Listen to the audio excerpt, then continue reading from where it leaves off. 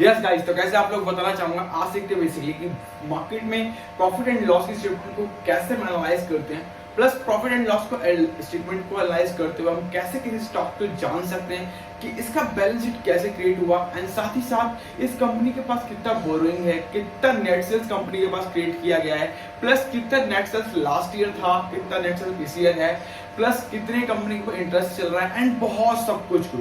ऐसा कैसे हम एनालाइज कर सकते हैं और कैसे सीख सकते हैं, इसके बारे में जानेंगे डिटेल्स बाय डिटेल्स।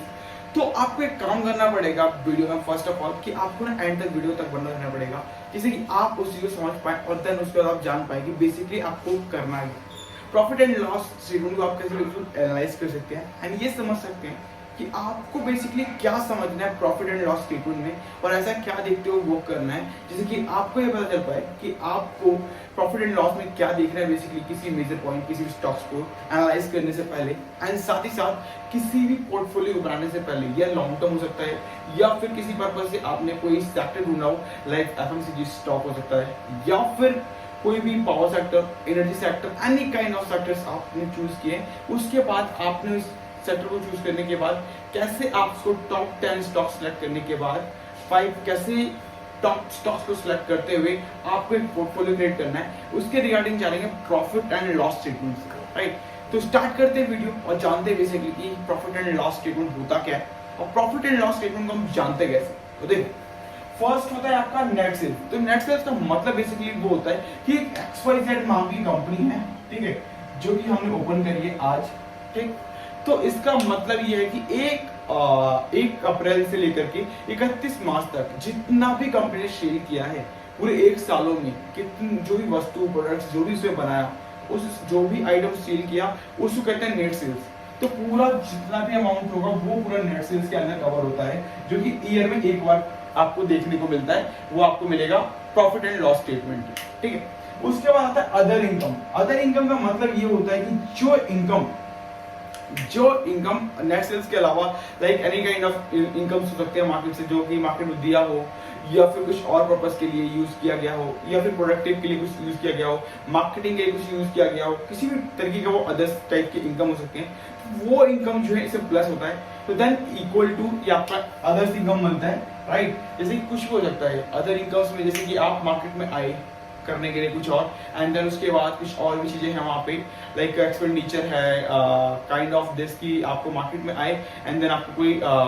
लोन्स हो सकता है या फिर कोई अलग तरीके का एक्सपेंडिचर है जो कंपनीज को अभी तक नहीं था पर लेकिन अभी है, तो दैट्स व्हाई उसको पे करना है। तो उस काइंड की जो others kinds of the income होता है तो उसको हम ऐड करते हैं इसमें, और ये दोनों प्लस होने के बाद ये अदर इनकम तो बन गया, बट इस अदर इनकम प्लस में नेट सेल्स को प्लस करने के बाद ये टोटल बनता है टोटल एक्सपेंडिचर जो मार्केट में यूज किया गया है प्रॉफिट एंड लॉस स्टेटमेंट में। क्यों? क्योंकि ये जो टोटल एक्सपेंडिचर जो है ये दिखाता है आपको पूरा बैलेंस शीट कवर करता है, लास्ट 5 साल का डेटा वो बताता है profit and loss, net sales plus other income के जो दोनों के डेटा होता है इसको प्लस करने के बाद आपको मिलता है टोटल एक्सपेंडिचर। यानी कि आपको बैलेंस शीट देखने से पहले जब आप देखोगे तो आपको दिखेगा 5 साल, यानी 2018, 2019, 2020, 2021, 2022, यानी लास्ट 5 साल। ये तो 5 साल की जो बैलेंस शीट बनती है वो 5 साल बैलेंस शीट बनाने के लिए आपको पूरा जो स्टेटमेंट है वो प्रॉफिट एंड लॉस से लगता है। तो प्रॉफिट एंड लॉस का जो स्टेटमेंट है वो आपको यहाँ से मिलता है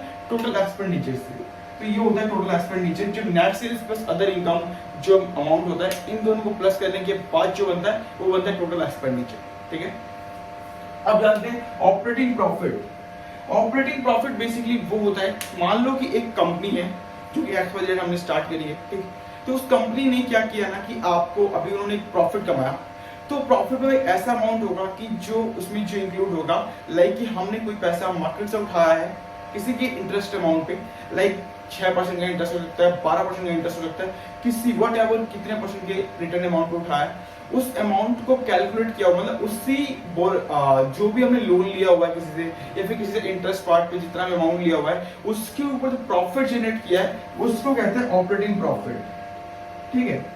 तो इसमें वो अमाउंट कैलकुलेट होता है, ये होता है ऑपरेटिंग प्रॉफिट बेसिकली जो आपको देखने को मिलता है। एंड उसके बाद आता है इंटरेस्ट पार्ट, यानी वो पैसा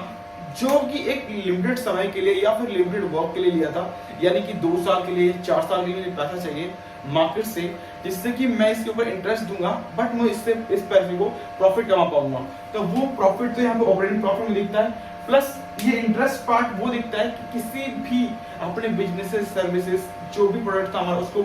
और भी ग्रो करने के लिए, एक्सपेंसेस जो भी थे मुझे और भी इंक्रीज करने के लिए, उसके लिए मैंने जो इंटरेस्ट लिया था, जो इंटरेस्ट का अमाउंट मुझे देना है वो अमाउंट यहाँ पे आपको इंटरेस्ट पार्ट में शो करता है कि आपको कितने % का इंटरेस्ट कितना करोड़ रुपए देना है, राइट। उसके बाद आता है आपके डिफरेंशिएशन। डिफरेंशिएशन का मतलब बेसिकली ये होता है कि कंपनी के पास जो राइट नाउ है ना कि डिफरेंशिएशन मतलब कि किसी तरीके का एक,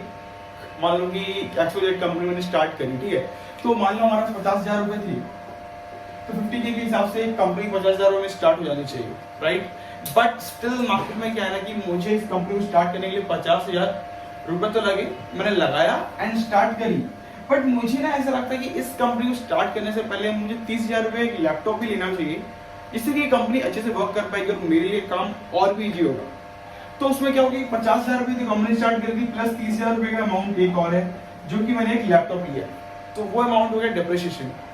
तो जब 30,000 रुपए जो अमाउंट लिया तो ये हो गया टोटल अमाउंट 80,000 रुपए का, राइट। तो 30,000 रुपए जो अमाउंट है वो जो मैं एक बार में ले रहा हूँ, वो एक बार में ऐड ना करके मैं उसको 3 टाइप्स में डिवाइड कर सकता हूँ बिकॉज ऑफ दिस, क्योंकि ऐसा हम मान के चलते हैं एज ए इकोनॉमिक्स के माध्यम से कि एक लैपटॉप जो ले रहे हैं वो 1 साल तक के लिए वर्क नहीं करेगा, एटलीस्ट 3 इयर्स तक तो लेके चलेगा, जिससे कि वो हमें थोड़ा सा लॉन्ग टर्म तक तो हमें ये साथ देगा और लॉन्ग टर्म तक के लिए हम इस चीज के साथ वर्क कर सकते हैं। तो मे बी इसका जो 30,000 का जो अमाउंट है जो हम 1 साल में ही प्ले करके जो हम इसको ऐड कर रहे हैं उसको आई थिंक उसको हटा करके हम इसको 3 इयर्स में डिवाइड करके 10,000 करके भी इसको ऐड कर सकते हैं। देन उसकी हिस्ट्री क्या होगी, 50 + 10 यानी 60,000 रुपए। तो डिप्रिसिएशन इस तरीके से कम होता है। तो ये हमारा डिप्रिसिएशन बताता है। उसके बाद होता है एक्सेप्शनल आइटम्स, यानी कि एक्सेप्शनल आइटम्स का मतलब ये है कि मान लो during two one of the year, ठीक है, तो 1 साल के अंदर अंदर क्या क्या चीजें एक्सेप्शनल हो सकती हैं, लाइक स्त्री का लोन हो सकता है, कोई भी क्राइसिस आ सकता है, या फिर कंपनी है, अब कंपनी वर्क कर रही है तो कंपनी के ऊपर तो बहुत सारी कुछ हो सकती है, लाइक कि मैंने आपको बताया क्विक रेशियो, कि मान लो कि बेसिकली कंपनी के पास प्रॉफिट एंड लॉस का स्टेटमेंट तो पूरे 1 साल में आता है, जो कंपनी का प्लान है, जो फ्यूचर प्लानिंग है एंड ऑल सारी चीजें चल रही हैं, वो सारी चीजें तो 1 ईयर के रिगार्डिंग में चलती है। बट स्टिल कंपनी को कोई ऐसा इमरजेंसी फंड लेना पड़ जाए या फिर आपातकाल में क्या हो सकता है कंपनी के साथ, तो उस जगह पे जो एक्सेप्शनल जो आइटम होता है, जो भी उस आपातकाल चीजों में जो उसको यूज करना है, जो भी फंड हो, यानी मान लो कि लोन लिया और लोन लेकर के हमें उसे चुकाना है 1 साल के अंदर, तो एक्सेप्शनल जो केसेस होते हैं उस आइटम में, उस चीज को एक्सेप्शनल आइटम्स में ये चीज लेकर क्लोज की जाती है। यानी क्विक रेशियो के हिसाब से क्या था कि हमें कोई फंड की जरूरत पड़ती है, हमने मार्केट से उठाया, तो हमारे पास 2% का रेशियो है, यानी कि हम 2 बार उस फंड को उसको दे सकते हैं, यानी पटा सकते हैं उस लोन को जो भी हमने मार्केट से लिया है इमरजेंसी बेस पे, तो हमारे जो है प्रॉफिट एंड लॉस स्टेटमेंट में इतना इफेक्ट नहीं करेगा। अब आते हैं profit before tax. Profit before tax का मतलब ये होता है कि बेसिकली जो अमाउंट है, जो अमाउंट हमने अभी तक कमाया, यानी नेट सेल्स करने के बाद टोटल अदर इनकम की टोटल एक्सपेंडिचर सब कुछ कैलकुलेट करने के बाद जो भी हमने अमाउंट कमाया, प्रॉफिट हमारा जो हुआ, उसका प्रॉफिट बिफोर टैक्स, यानी टैक्स डिडक्शन नहीं हुआ, आफ्टर इंटरेस्ट डिडक्शन के बाद, यानी इंटरेस्ट डिडक्शन के बाद अभी तक टैक्स हटाया नहीं है, तो उसका अमाउंट कितना होता है, ये आपको प्रॉफिट बिफोर टैक्स बताता है। ये आपका टैक्स जो कर होता है, जो हम गवर्नमेंट को पे करते हैं, वो यहाँ से आपको टैक्स दिखता है, एंड ये आपका नेट प्रॉफिट, जब भी टैक्स को माइनस कर देते हैं, जितना भी हमारे पास कर होता है, उस कर को जब हम हटा देते हैं अपनी प्रॉफिट बिफोर टैक्स वाले अमाउंट में से, तो जैसे टैक्स हट जाएगा तो देन हमारा जो होता है नेट प्रॉफिट, वो इज इक्वल टू हमारा एक प्रॉफिट होता है इस कंपनी का, एंड उसके बोलते हैं एडजस्टेड ईपीएस, मतलब वो अमाउंट की मान लो कि टोटल कंपनी में जो है 50 रुपया प्रॉफिट हुआ है एंड 10 मेंबर्स हैं, ठीक है, पर बंदे के पास 10 बंदे हैं और देन जो है 10 शेयर होल्डर हैं, ठीक है, एंड 50 रुपए का प्रॉफिट हुआ है, तो यानी कि 10